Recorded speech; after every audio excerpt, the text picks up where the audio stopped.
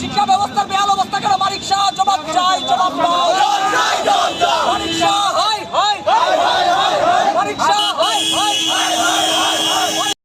বেহাল অবস্থা এই রাজ্যের মধ্যে ছাত্রছাত্রীদের উপর, ছাত্ররা যখন আন্দোলন করছে তাদের উপর বেদরূপভাবে গুন্ডা বাহিনীরা বাইক বাহিনী দিয়ে ছাত্র নেতাদের উপর আক্রমণ করছে, সারা রাজ্যে সন্ত্রাস করছে।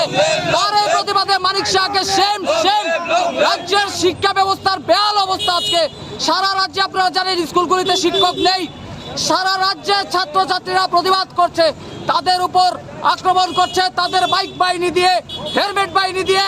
এইভাবে কতদিন চলবে রাজ্যের মানিক শাহ যিনি মুখ্যমন্ত্রী আছেন? বলতে চাই ধিক্কার জানাই।